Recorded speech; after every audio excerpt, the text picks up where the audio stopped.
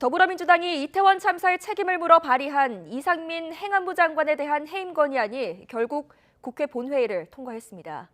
국민의힘은 해임 건의안 처리에 항의하며 표결에 불참했습니다. 국회 취재기자 연결해서 자세히 들어보겠습니다. 정유진 기자. 네, 국회입니다. 네, 이상민 장관의 해임 건의안이 결국 국회를 통과했습니다. 국회는 오늘 오전 본회의를 열어 찬성 182표, 반대 0표, 기권 1표로 이상민 장관 해임안을 처리했습니다. 국민의힘 의원들이 표결을 앞두고 퇴장하면서 야당 의원들만 투표에 나섰습니다. 표결에 앞선 제안 설명에서 민주당은 이 장관이 대통령보다 늦게 상황을 보고받았고 사고 수습 지시를 늦게 전파해 사상자 규모를 키웠다고 지적했습니다. 또 사고 이후엔 책임을 회피하는 언행을 계속해 유족과 국민의 분노를 일으켰다면서 해임 건의안 처리가 불가피한 선택이라고 강조했습니다. 민주당의 생각이나 입장을 반영한 그런 절차가 아닙니다. 여전히 정말 상상할 수도 없는 대참사가 벌어진 것에 대한 정치 도의적, 행정적 책임을 먼저 물어야 한다는 우리 국민의 목소리가 압도적입니다. 국민의힘은 강하게 반발했는데요. 송원석 원내수석 부대표는 의사진행 발언을 통해 민주당이 국정조사를 통한 진실규명도 하기 전에 책임자 처벌부터 추진하고 있다고 비판했습니다. 이재명 민주당 대표에 쏠린 관심을 돌리고 방탄국회를 하려는 의도가 아니냐는 건데요. 국민의힘 의원들은 표결 시작 전 본회의장에서 퇴장했고 로텐더홀에서 항의 피켓을 들고 규탄 대회를 이어갔습니다.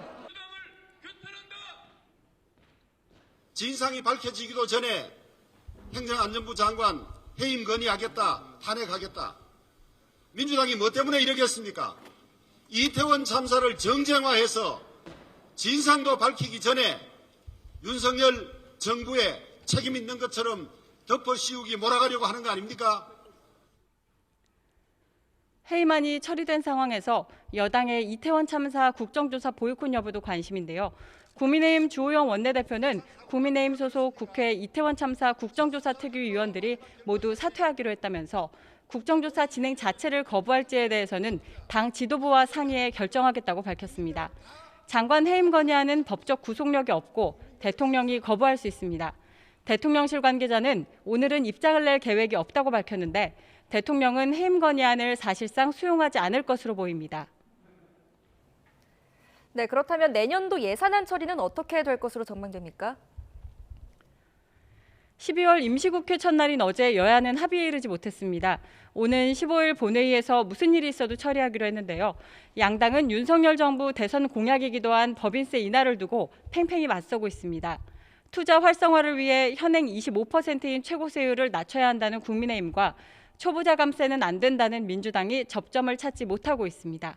법인세 외에도 종합부동산세, 금융투자소득세와 지역화폐, 경찰국 예산과 관련해서도 이견이 여전히 큰 것으로 전해졌습니다.